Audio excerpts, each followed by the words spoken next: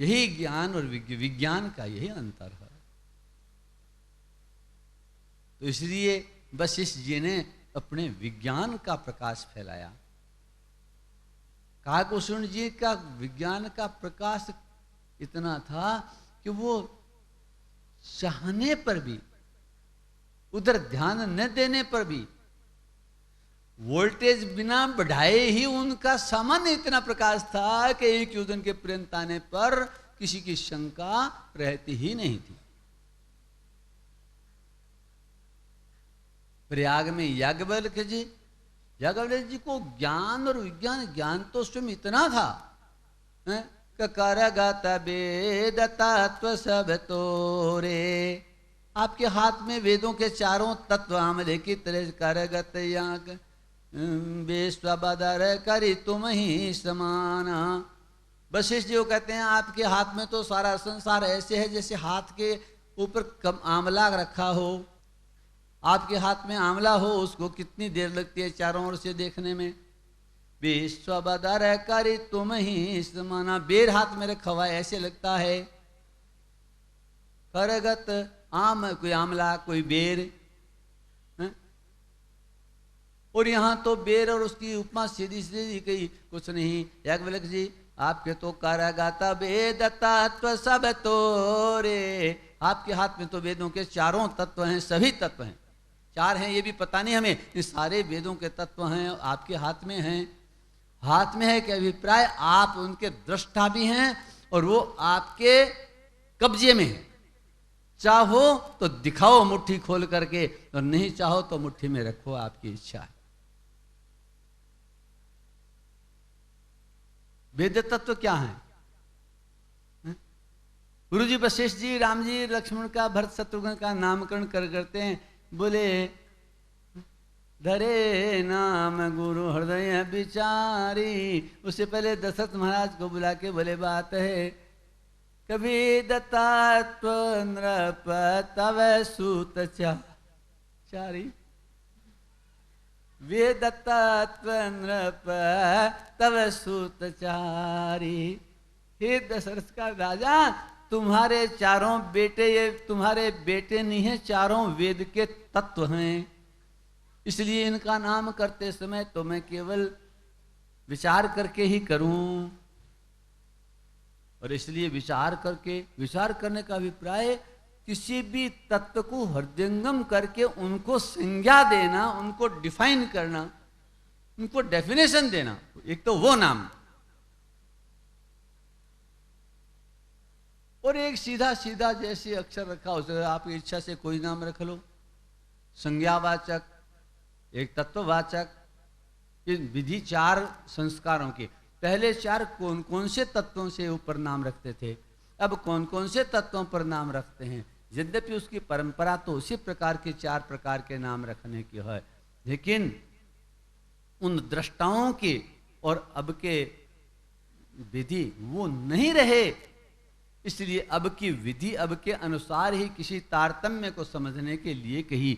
उसी के अनुसार ज्योतिष के उन ग्रंथों का प्रणयन हुआ जो कलयुग में कोई व्यक्ति को उसके भविष्य के बारे में जानने के लिए उनके आधार की पगडंडी कौन सी होगी। और वो जो हृदयंगम करके, जिनके हाथ में चारों वेदों के तत्व हैं, जो त्रिकालज्ञ हैं, जो सर्वद्रष्टा हैं, उनके लिए वो करने की आवश्यकता नहीं थी। इसलिए उन्होंने वो अपने नामकरण करते थे, गुण के अनुसार ही करते थे। और वेद तत्वों के नामकरण इसीलिए गुरु वशिष्ठ जी ने सबके लक्षण करके किए। जो सुख धाम राम अस नाम, अखिल लोकदायक विश्राम, विश्व भरण पोषण कर जोई, ताकर नाम भरत यस होई। और नाम शत्रुघ्न वेद प्रकाशा, जाके सुमिरन तेरी पुनासा। नाम शत्रुघ्न वेद प्रकाशा, लक्षण धाम राम प्रिय, सकल जगत आधार। गुरु वशिष्ठ तेहि नाखा, लक्ष्मण नाम उदार।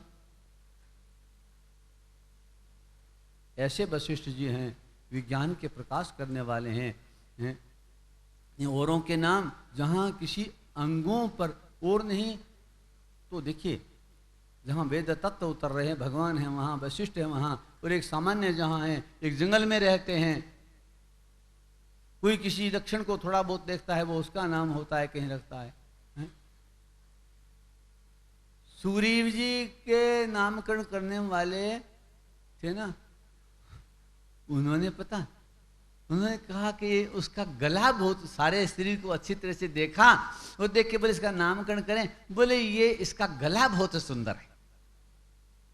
ग्रीव माने गला, गला कंभ कंठ, कबूतर का सा कंठ है, बड़ा सुंदर गला है, और श्रीअंगों पर ध्यान जमा ही नहीं, बाकी कुछ नहीं, इसलिए कहा इसका नाम सुग्रीव करते हैं।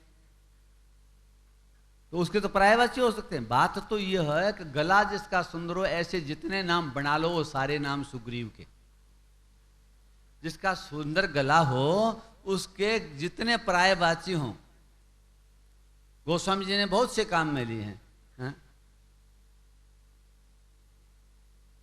बोले पुनि सुकंठ सोई कीन कुचाल, सुकंठ सुकंठ सुग्रीव,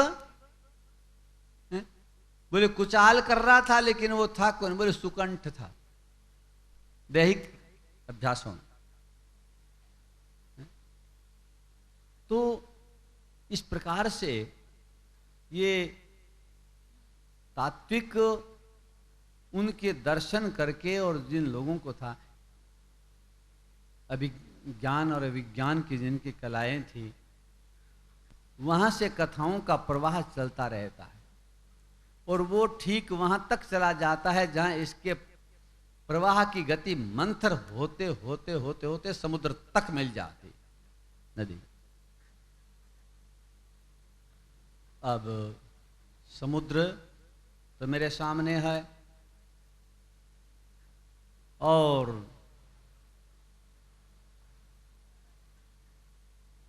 रामचरितमानस मेरे हाथ में है,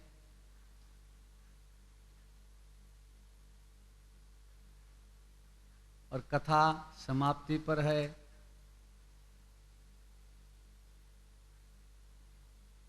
ज्ञान विज्ञान की बात करना यहाँ अपराध है, किंतु अंत तो गत्वा इसका समुद्र कौन है, ये कहाँ जाना चाहिए, कहाँ जाए, इसका रस कौन गुण करेगा, है?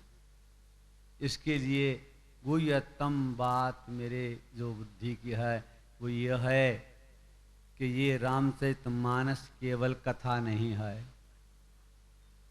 ये कथा नहीं है, भगवान की कथा नहीं है, ये कथा का अर्थ है, भगवान की कथा का अर्थ है। अर्थ विग्रह पदस्य अर्थम पदार्थम, रामचरितमानस भगवान शंकर के अंतःकरण का वो पदार्थ है जो इस कथा वपु में व्याप्त है। इसलिए इसमें सब कुछ है, वो उसी के तत्व में हम, उसी के अंश हम हैं। हमारे में यदि हम थोड़ा भी अपना केंद्र बिंदु छिद्र इसमें डाल देवें, थोड़ा सा भी रख लेवें, तो हमें पता लगेगा कि ये राम जी की कथा जो है ये हमारे प्रत्येक परिस्थिति के समाधान के लिए है। कोई मनुष्य किसी भी प्रकार की परिस्थिति में है, वो इसका पाठ करे, यदि उसमें प्रवेश कर जाता है तो उसके उस समस्या का समाधान यहां तुरंत मिलता है। वो जी क्या करें, छोटी छोटी बातों में, जरा जरा बातों में हम उखड़ जाते हैं, जरा जरा बातों में हमारा अहंकार पर ठेस लगती है, हमारी प्रतिष्ठा को हम इतना कच्चा कर रहे हैं कि वो ठेस लग जाती है, तुरंत प्रतिष्ठा गिर जाती है। और गिर क्या जाती है, इतने गिर जाती है कि ग्लानि हो जाती है। अरे रामचरितमानस को पढ़ के देखिए, कई बार आते हैं जी मैं इतना दुखी हूं कि मैं बता नहीं सकता। मैं रामचरितमानस पढ़ करके देखो, फिर बताओ कि आपके पास दुख ज्यादा है या नहीं, कम है या नहीं। अरे भगवान राम से ज्यादा प्रतिष्ठा आपकी है क्या? पहले तुलना करके बता दो। अगर राम जी से ज्यादा आपकी प्रतिष्ठा है तब तो भैया हमारा कोई उपाय नहीं, और अगर उसके बराबर है तब तक का समाधान तो इसमें है। राम जी के पिता माता कैसे, सीता जी की भाषा में ससुर, राम जी के पिता का वर्णन सीता जी कर रही हैं। ससुर चक्रवर्ती ससुर चकवर कौशल राऊ, चक्रवर्ती सम्राट हैं, और चक्रवर्ती सम्राट हैं, प्रतिष्ठा बोले आगे हुई जय सुरपति लेही अर्ध सिंहासन आसन देही। उनको इंद्र आगे आकर के ले जाकर के राधा सिंहासन बैठने के लिए देता है, प्रतिष्ठा का हो। बोले इतनी नहीं है तो ये तो है, लेकिन इस प्रतिष्ठा के साथ साथ पैसा चाहिए ना। प्रतिष्ठा तो बहुत होती है लेकिन पैसा नहीं हो, धन नहीं हो तो थोड़ी सी उसको कोई देता है। बोले धन, अरे दशरथ धन सुनी धन दल जाही, दशरथ के धन की गणना कर ली जावे, सुन लिया जावे। दशरथ धन सुनी धन दल, धन देने वाला कुबेर, देवताओं का कोषाधिकारी, और उसको पता लग जाए कि दशरथ के पास इतना धन है तो उसको शर्म आने लगती है कि मैं कुबेर कहलाता हूं, मैं कुबेर कहलाता हूं, देवताओं के धन का अधिकारी हूं। लेकिन अगर कहीं तुलना कर दी, किसी को पता लग गया तो दशरथ जी के पास जो धन है वो मेरे पास धन नहीं हो सकता, उतना धन नहीं है। रघुवंशियों में ही ऐसी परंपरा थी कि धन नहीं रखते, जे करोड़पति जेब में करोड़ रुपए भर के नहीं रखता, अरबपति अरब रुपए पांड भर के सिर पे चक्के नहीं रखता कि मेरे पास 1 अरब रुपए है। उसके दस्तखत से चलते हैं, वो संकेत करता है, जरा सा इनिशियल करता है, और कितने करोड़ एक क्षण में वो निकाल करके दे देता। रघुवंशियों के धनुष की नोक से इनिशियल होते थे।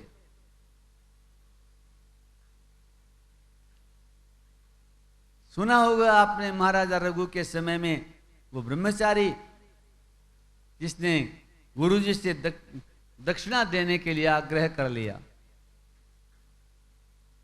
और सब कोई गाय दक्षिणा पूरी हुई, शिक्षा पूरी हुई तो कोई न कोई दक्षिणा, रिक्त हस्ता न गंतव्यम, खाली हाथ नहीं थोड़ा देवें। तो किसी के पास कुछ था, किसी के पास 1 रुपया था, किसी के पास 2 रुपए थे, कोई गाय धन गाय का होता, गोधन सबसे बड़ा था, कोई गाय लेकर के आया, गुरुजी मेरी शिक्षा के लिए लो, मैं आपको गाय दे देता हूं। ये कोई गाय लाए, कुछ लाए। एक विद्यार्थी जिसके पास कुछ नहीं, लेकिन देखा देख तो थोड़ी प्रतिष्ठा में हानि आती है। देखा मैं कुछ नहीं दूं, गुरुजी मैं भी दक्षिणा देना चाहता हूं, आप बताओ मैं क्या दूं। गुरुजी ने कहा बेटा कोई बात नहीं है, अब वो बताए तो नहीं, कोई बात नहीं है, संतुष्ट है, दक्षिणा की जरूरत नहीं है। अब नहीं जरूरत का कहो तो उसके मन में हीन भावना आती है कि जरूरत नहीं है। नहीं, इसका मतलब मैं बिल्कुल अभागा हूं, मैं दक्षिणा दे ही नहीं सकता आपको। गुरुजी मुझे बता दो, मुझे बता दो क्या दो। नीचे से तिनके उठा करके बोले ये ले, ये खुद ही उठा कर तिनके दे, बोले ये हाथ में तिनके ले, तो यही दक्षिणा में दे दे। ये भी मुझे गुरुजी ये कह देते तो तिनके पटके ला के मेरे को देते तो कुशाद दे देता, गुरुजी ने अपने हाथ से उठा के बोले यही दे दे। विद्यार्थी बोला मेरा जैसा दीन कोई नहीं होगा। रोने लगा, नहीं गुरुजी मैं चाहता हूं क्या। गुरुजी को गुस्सा आएगा, कितनी बार समझा दिया, समझ में नहीं आता इसको, मैं तेरे से क्या मांगू। क्या तेरे घर में है, क्या तेरे पिता के पास में है, क्या तेरे परिवार में है, क्या देगा तू। तेरे को गाय मांग लूं, कहां से देगा गाय। गाय की कोई हाथ तो लगाने नहीं देता मुझे क्या। तो हो गई दीक्षा शिक्षा, कोई बात नहीं है। जब आग्रह किया तो गुरुजी को थोड़ा झाड़ आ गई, विक्षोभ हो गया। तुम दक्षिणा दोगे। हाँ गुरुजी दूंगा, 1,00,000 स्वर्ण मुद्राएं दे दो। दक्षिणा देनी है तो तुम्हारे लिए दक्षिणा है 1,00,000 स्वर्ण मुद्राएं दे दो। अब पहले कह रहे, फिर के नहीं जी नहीं जी, ये बार्गेनिंग मार्केटिंग की है क्या। कह दिया गुरुजी ने 1,00,000 स्वर्ण मुद्राएं दे दे, और प्रणाम करके वो बाहर चल पड़ा। बोले ठीक है जाता हूं। आश्रम पे प्रणाम करके वो निकल गया। सोचता रहा, इतना ज्ञान लिया था, सोचा था कि यहां सबसे ज्यादा कौन ऐसा है जो इतना दान मुझे दे सकता है, मांग के ले आऊंगा। तब बोले रघुवंश के रघु महाराज हैं जो परम दानी हैं और नित्य दान करते हैं। जब भी यज्ञ करते थे, जब कोई विशेष होते थे, तो वो जो अपने घर में अपना था सर्वस्व समर्पण कर, सारे ब्राह्मणों को दान कर दिया करते थे। तो बोले वहां जाना ठीक रहेगा। उस दिन यज्ञ के बाद में जो ही अवव्रत स्नान करके चुके, और रघु महाराज ने सारा दान घर का कर दिया, बर्तन भांडे भी नहीं रखे, केवल मिट्टी के कुलिये रह गए 2-4। पत्तल में खाना खाना, मिट्टी के कुलियों में पानी पीना, ये घर में निजी संपत्ति में रह गया। ऐसे नहीं है कि राज्य कोष से दे दो। राजाओं की सीमाएं, राजाओं की मर्यादाएं, स्वत्व की बड़ी, क्या करते। और इधर से जल का लोटा रखना हुआ, इधर से ब्रह्मचारी का आगमन का समाचार मिला, और आके मिले ब्रह्मचारी, स्वागत के लिए आने लगे। तो अर्घ्य पाद्य तो देना है ना, आए को हाथ मुंह धुआना, पानी पिलाना, ये तो करना है। तो घर में क्या था, मिट्टी का कुलड़िया था, मिट्टी का कुलिया था, उसी में पानी लाके और कुल्ला हाथ में लेके रघु राजा महाराज द्वार पर मुनि को अर्घ्य देने के लिए आए कि महाराज ये जल है, लो हाथ पे धो, पानी पियो। ब्रह्मचारी ने कहा ठीक है, हम जिस आशा से आए थे हमारे समझ में पड़ गई।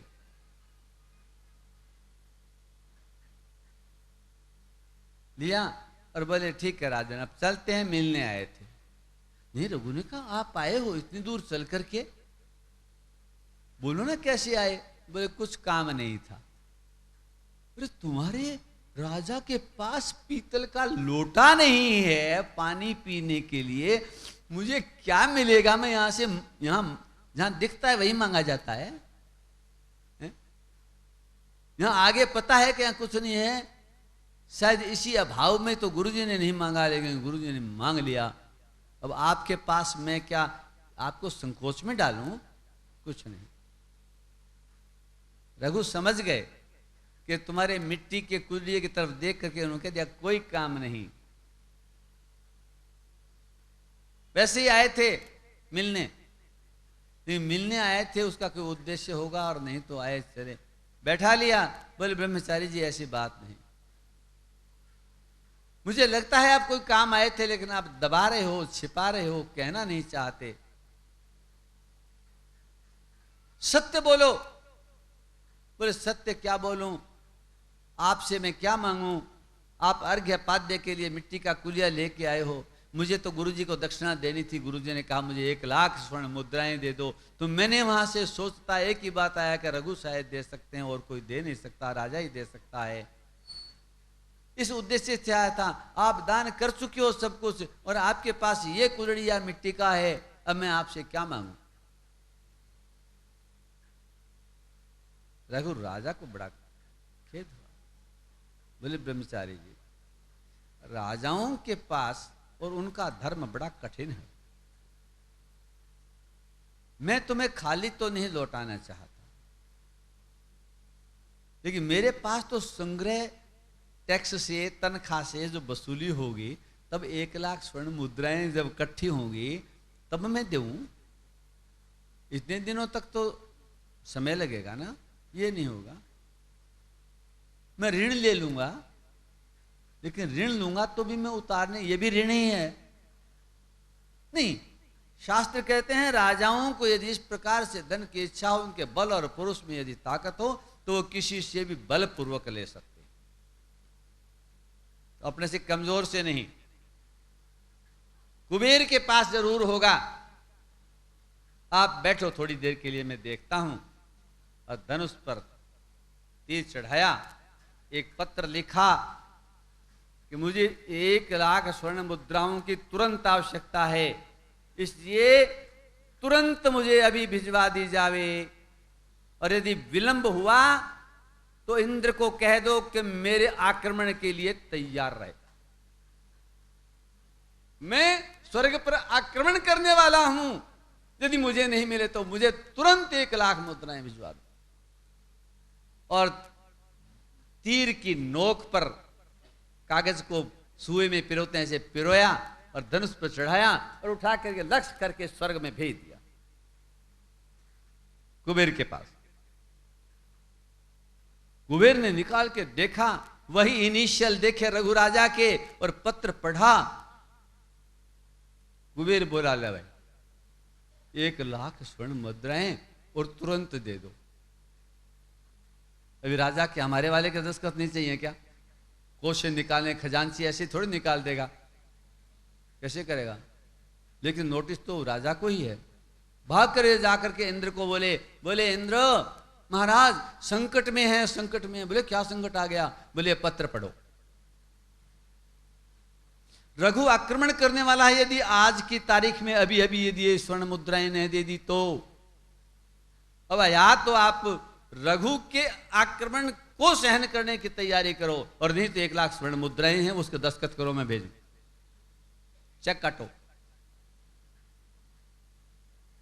इंद्र ने जो ही पत्र पढ़ा और पसीना आ गया।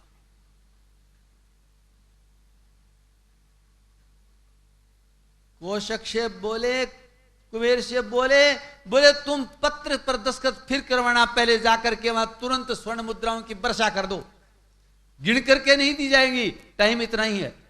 वहां दिन छिप जाएगा और दिन छिपते ही अपने लिए संकट हो जाएगा। इसलिए कुबेर तुम जाकर के गिनती फिर करते रहना, तुम एक बार अंदाज से डोल दो, बाकी खर्चा वर्चा हम देखेंगे, कम ज्यादा का फिर देखेंगे, तुरंत निकाल करके फेंक दो। कुबेर ने कहा महाराज घबराए हुए पूरे हैं। कुबेर भी गया और जाके जल्दी से वो अक्षय कुंभ जो था मुद्राओं का, वो उठा के गिने कौन, वो उठा करके ले जाके अयोध्या के ऊपर यूं ढेल दिया। और बैठे ही बैठे उस ब्रह्मचारी के बैठे ही बैठे और ऊपर से आने लगे तड़ा, तो ओले पड़ते हैं वैसे स्वर्ण मुद्राएं गिरने लगी, तड़ा। अंदाज लगा लाख क्या 2, 4, 5 लाख हो गए होंगे, जितने हो गए हैं। एक बार तो शांति, जब तक वो गिनेंगे तब तक अपने और सोचेंगे। घट रखा, उसने रघु ने कहा ब्रह्मचारी जी ये स्वर्ण मुद्राएं पड़ी हैं, इनकी 1 लाख गिन के जितनी चाहिए उतनी ले लो।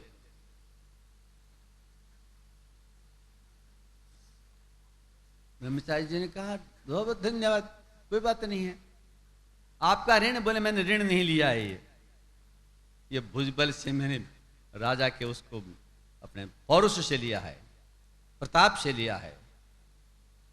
वो मांग नहीं सकता, हम देवेंगे उसका उपकार का बदला देवेंगे, तो हम किसी का रखते नहीं हैं।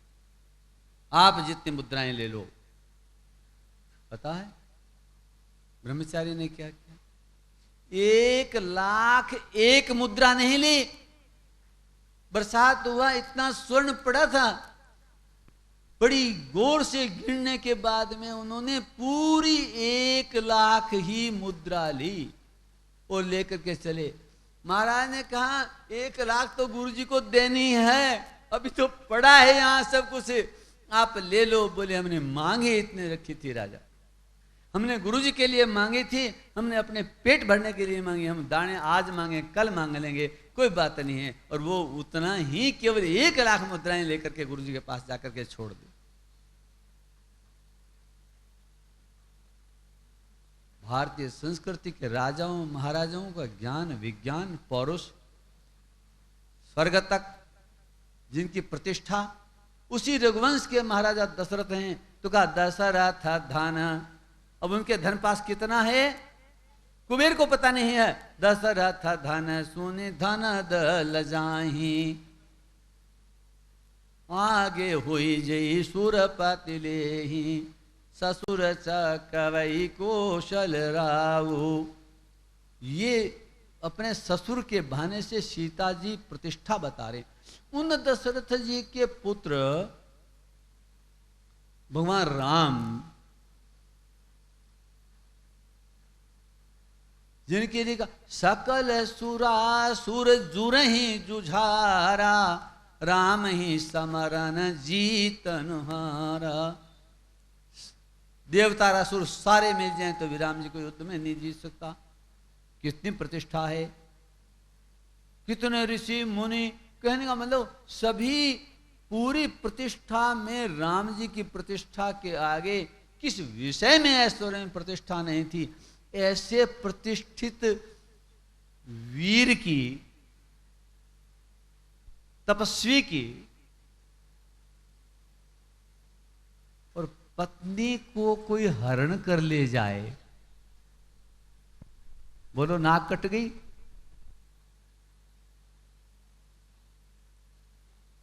किसी के घर में किसी को आज सड़क पर बाहर भले ही अपनी ही गलती से गहने फिर के निकलती को कोई जरा सी छेड़ लेवे, और उसमें अगर थोड़ा सा वो एमपी भी हो, थानेदार भी हो, इंस्पेक्टर भी हो, एसपी भी हो, मतलब थोड़ा सा उसके पास बल हो, बोलिए क्या प्रतिक्रिया होती है। और न चले तो आत्महत्या को तैयार हो जाता है। बोले राम जी से ज्यादा प्रतिष्ठा नहीं। संकट काल में मनुष्य को धैर्य, कितना धैर्य रखना चाहिए कि हमारा गलती हमारी न हो, हम कहीं भूल पर न हो। फिर यदि संकट आता है तो देव है तो है। राम जी ने कितना धैर्य से सहा,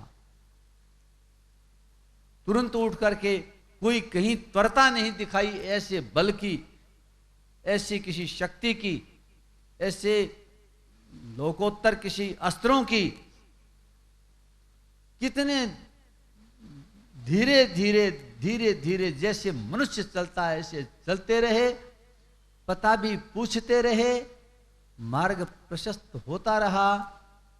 और यहां तक कि बाली को मारने के बाद में, सुग्रीव को राज्य देने के बाद में, और चातुर्मास लग गया जिसमें यात्रा प्रशस्त नहीं थी तपस्वियों के लिए। उस चातुर्मास में प्रवर्षण गिरी पर प्रतीक्षा करते रहे शरद ऋतु के आगमन की। कल्पना कर सकते हो धैर्य की, धैर्य और की क्षमा की। बोले हम कहीं अपने आदर्श को, हमारे धर्म को, धर्म के किसी सिद्धांत को हम कितना धारण कर सकते हैं। इसलिए रामचरितमानस कथा नहीं है, कथा का अर्थ है, कथा का पदार्थ है, जीवन दर्शन है। आपको जिस समस्या का समाधान लेना हो वहां थोड़ा सा गहराई से पढ़िए। किस प्रकार के परिस्थितियों में मनुष्य को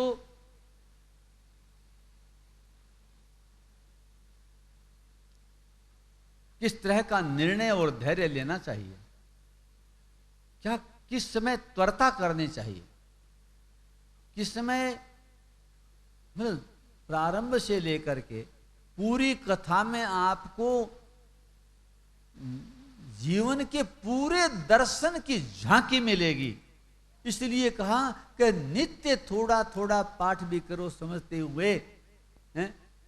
पर रामचरितमानस का पाठ समझ करके करने वाले व्यक्ति के सामने कोई समस्या का समाधान न हो, ऐसा मुझे लगता नहीं, संभव नहीं। हाँ, तब गड़बड़ होती है जब हम उसे मानने को तैयार नहीं होते। समझ तो आते हैं, मानने को तैयार नहीं, यह हमारे समझ में आते नहीं, इसलिए कि हमारा आग्रह है, हम पूर्वाग्रह से ग्रसित हैं। हम जो पहले धारण करते हैं कि ये होना चाहिए, हम तो पहले ही चलते हैं। हमें तो डॉक्टर बनना है, हमें तो इंजीनियर बनना है, हमें तो सेनापति बनना है, हमारा टारगेट वो है, लेकिन हमारा मार्ग कौन सा है यह देखते नहीं है। प्रकृति हमारी क्या है हम देखते नहीं हैं, दैव हमारा क्या है हम देखते नहीं हैं। हम अपने 2 उंगल के बाहर हमारे सामने क्या है उसको देखने का प्रयास ही नहीं करते। हमारा कर्तव्य तो हमारे सामने उपस्थित परिस्थितियां दैव मिली है, कर्तव्य तो उसके अनुसार तय होता है। कर्तव्य का निर्णय व्यक्ति अपने को दैविक साधन जो उपलब्ध हुए हैं उसी में तो करता है। कर्तव्य का आधार क्या है? कर्तव्य क्षमता में ही निहित होता है, क्षमा करना। कर्तव्य क्षमता में ही निहित होता है, क्षमता से परे व्यक्ति का कर्तव्य रहता ही नहीं। क्यों? क्षमता के अपरिहार्य है, तस्माद अपरिहार्य अर्थे न तुम सोचो तुम्हारा सही। अपरिहार्य है, उसके लिए तुम चिंता करने की जरूरत नहीं है। अर्जुन को भगवान कह रहे हैं अपरिहार्य है, तो क्षमता के भीतर ही कर्तव्य निहित तो होता है। इसलिए क्षमता हमारी किस पर निर्भर है? क्षमता हमारी दैहिक क्षमता भी है, बौद्धिक क्षमता भी है, साधन की क्षमता भी है। तो बोले कर्म भूमि में कहा साधन बहुत है, कर्म प्रधान विश्व रचिरागा। फिर हमें हमारी क्षमता ही नहीं है, हम क्या कर लेंगे? कुछ क्षमता नहीं है। ये गरीब आदमी कहता है मैं क्या कर सकता हूं, ये करोड़पति हैं, ये बना लेते, यज्ञ कर देते हैं और न जाने कितने किलोमीटर के एसी के बंगले बना करके भी व्यवस्थाएं कर देते हैं। मेरे पास तो कुछ है भी नहीं। आपको याद होगा कि पहली बार 108 कुंड यज्ञ जब वैद्य जी ने यहां गंगानगर में करवाया था, और जब वाही वाही हुई, अंतिम भाषण आपने सुना नहीं होगा इनका, मैंने बड़ा गौर से सुना था। उन्होंने कहा था इन दान से और उससे सब लोगों ने कहा कि वैद्य जी आपने अभूतपूर्व काम कर दिया है और बहुत बड़ा किया। इन्होंने एक दृष्टांत तो उसमें कैसे इनको याद आया था, इन्होंने कहा था पता नहीं कौन सा यज्ञ हुआ है, कैसा हुआ है, ध्यान नहीं है। बोले क्यों? महाभारत का उदाहरण देके आपने बताया था कि युधिष्ठिर ने अपने राजसूय यज्ञ करने के बाद में एक क्षण के लिए उसकी आया कि आज भगवान मेरे सहायक हैं और राजसूय यज्ञ मैंने सफल कर दिया है, तो मेरे यज्ञ से बड़ा किसी ने आज तक यज्ञ किया? ये सोचा था कि एक नेवला आकर के वहां उनके यज्ञ के वेदी के चारों ओर वहां लोट पलोट होने लग गया। कई देर लोट, आधा सोना का था आधा दूसरा था, काफी लोट पलोट होने लगा। तब पूछा अरे तुम यहां क्यों यहां लिट रहे हो, कितनी देर से क्या चाह रहे हो?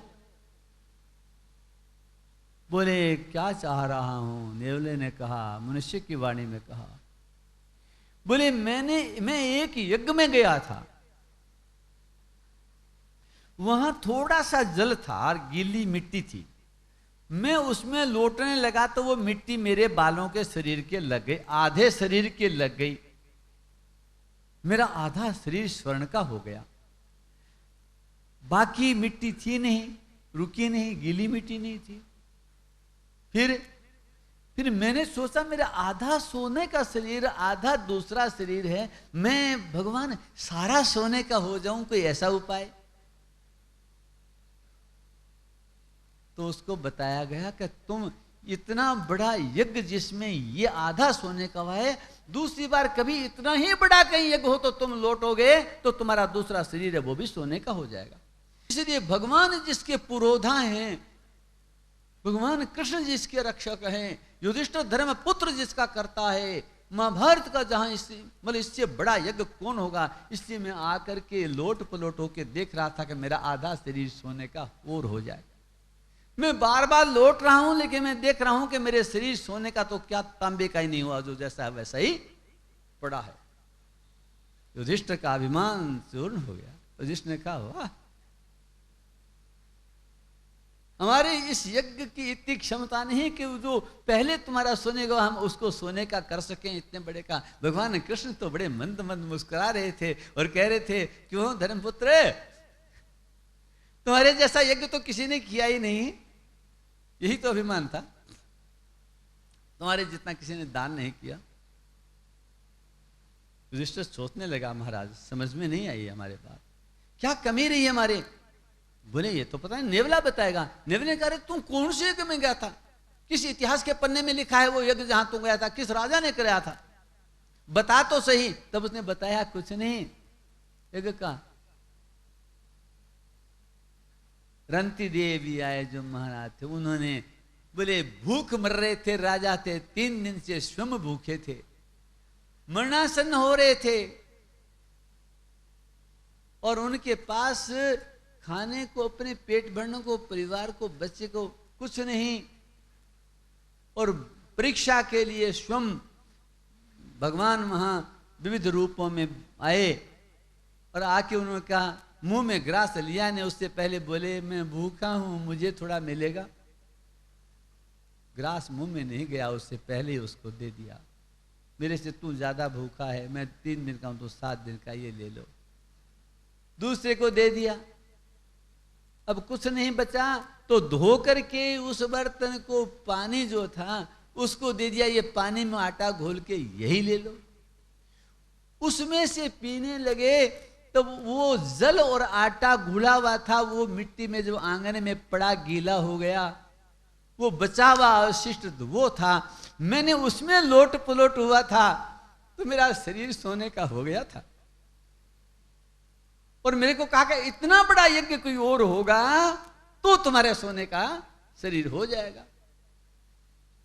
ये महाभारत की कथा गुरुजी ने उस यज्ञ में कही और कह करके कहा भैया इसलिए सोच लेना कि मात्रात्मक रूप से और बहुत बड़े देखने से आडंबर की बात नहीं है। अंतःकरण को टटोल के देखो कि हमने कितना बड़ा यज्ञ किया है और इससे नेवले का शरीर सोने का हो सकता है या नहीं हो सकता है। लोग दान दे करके अभिमान करते हैं। एक किसी ने कहा कि दानी तो बहुत थे, एक व्यक्ति था जो बोले क्या करूं भगवान के लिए, क्या दूं क्या दूं। 1 रुपया पास में था, मुट्ठी में भीजे हुए, कई दिनों से घूम रहा था, मेरे पास कोई और है, किसी कोई देख लेगा कि तुमने रुपया दे दिया तो कहीं यार रुपया अच्छा भला आदमी है, क्या रुपया ये दान कर दिया। किसी को दिखाई में एकांत में जाके भगवान से बोले मैं क्या दान करूं, मेरे पास दान के लिए कुछ है ही नहीं, भगवान मेरे पास कुछ नहीं है, मुझे पता है कि मैं मेरा उद्धार नहीं हो सकता, मेरे पास यही रुपया है, अब आगे जब होगा तो दूंगा, ये रुपया ब्रह्मार्पणमस्तु रामार्पणमस्तु, ये रुपया मैं आपको दे देता हूं, मेरे पास और कुछ नहीं है, अब आप जानो और आपका काम जानो। भगवान प्रकट हो गए, खड़े होके गले के लगा दिया, बोले अरे ब्राह्मण क्या कर रहा है, रुपये में से 8 देनी थी तेरे को, तेने सारा धन समर्पण कर दिया। अरे मेरे को तो ये था माम प्रपद्यन्ते तथा भजा में हम, तेने सारा दे दिया तो बदले में मैं सारा दूं तो कितना होगा, संभाल ले तुम, तो संभाले, तू मेरे के गले के लग जा, और मेरा तेरा सारा मेरे पास है तो मेरा सारा तेरे पास है, आज से तू जो चाहे रखते रह।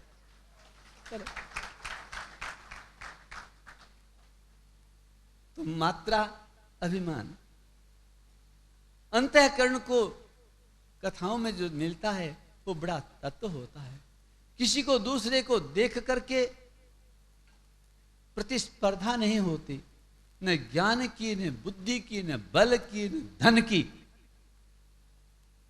किसी प्रकार की।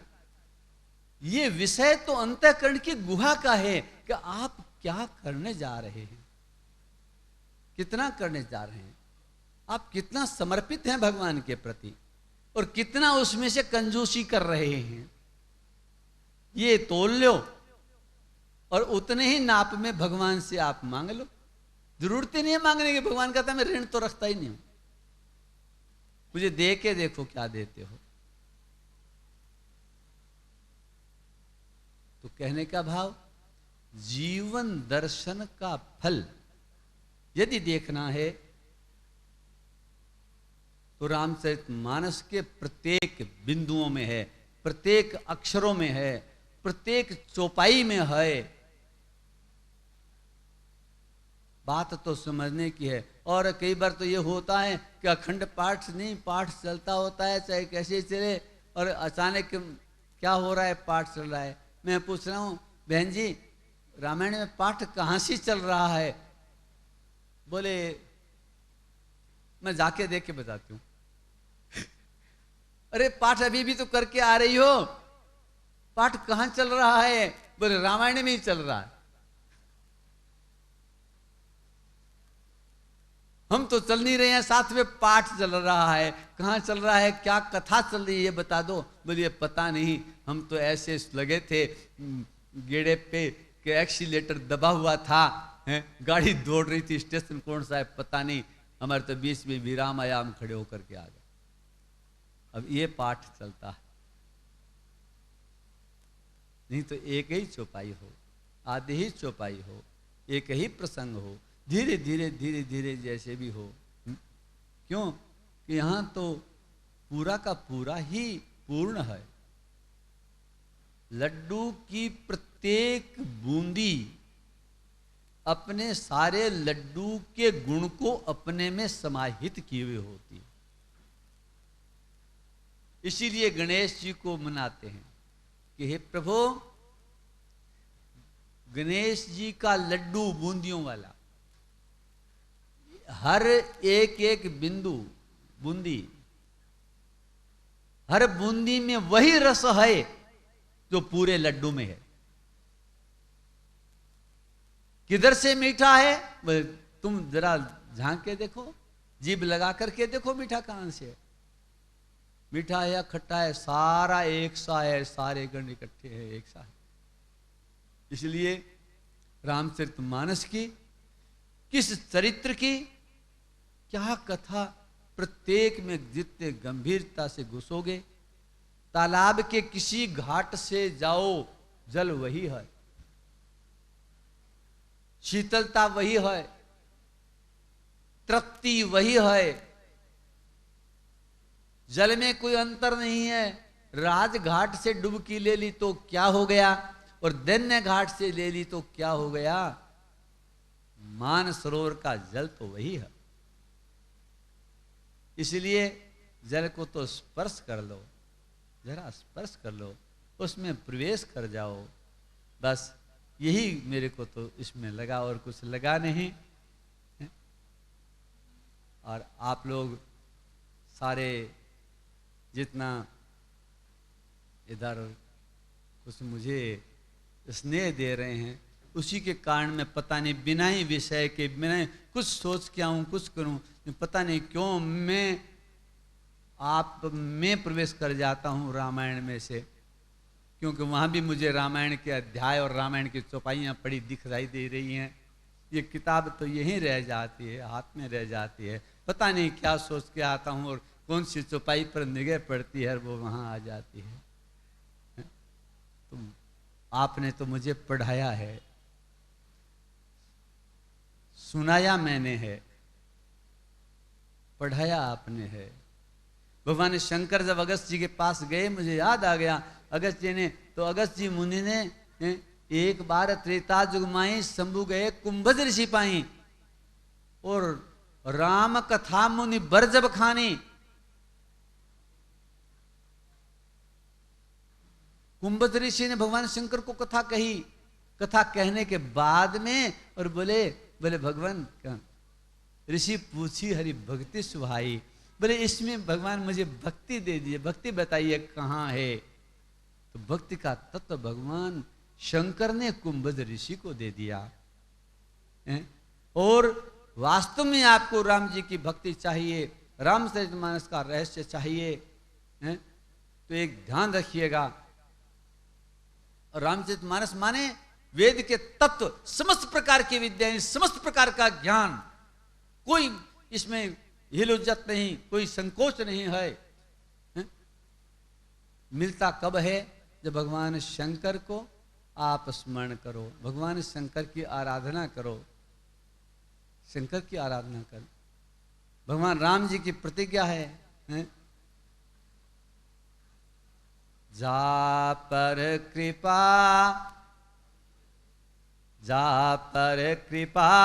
न करहि पुरारी।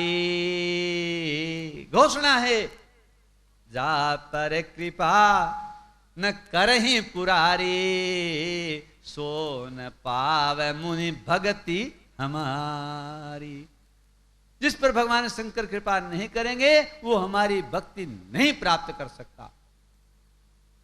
शंकर भगवान की कृपा के बिना रामचरितमानस का रहस्य नहीं आ सकता, ये ध्यान रखो। इसलिए शिवद्रोही मम दास कहावा, सोनर मुहि सपने नहीं भावा। काव्यभूषण जी की कथा इसका प्रमाण है, इत्यादि रामचरितमानस में सभी है।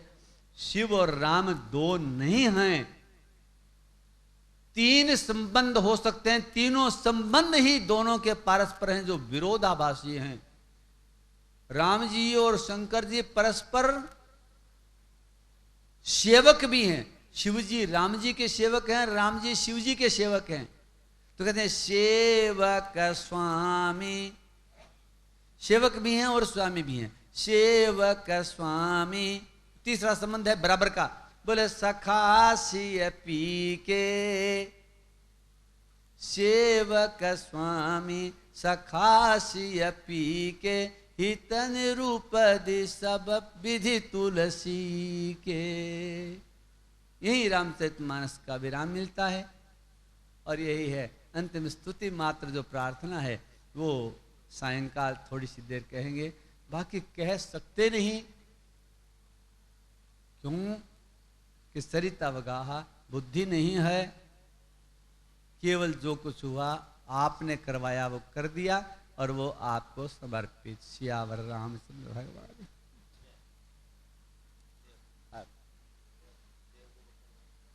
हाँ देखो ऐसे बावल हैं, अब ये कंप्यूटर चला रहे हैं ना, वो कहते हैं नहीं कंप्यूटर के चालक यहाँ बैठे हैं, वो कहते हैं ऐसे नहीं, हाँ बोले सेव का बटन दबाओ। श्री राम जय जय राम।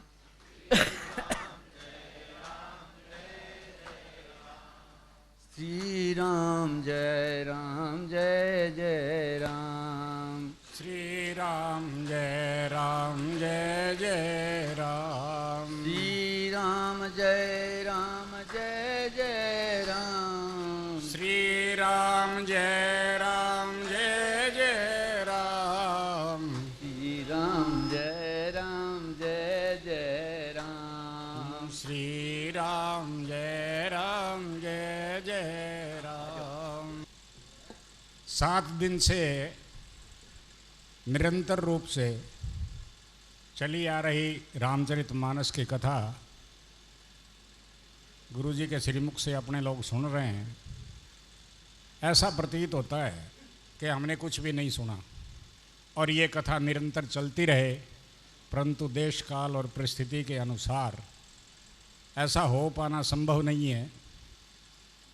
और आप लोगों ने जो अपना अत्यंत अमूल्य समय निकाल करके इस ज्ञान गंगा में गोते लगाए हैं, पुनः ऐसा अवसर कब मिलेगा ये अपने लोगों के भाग्य पर निर्भर करता है।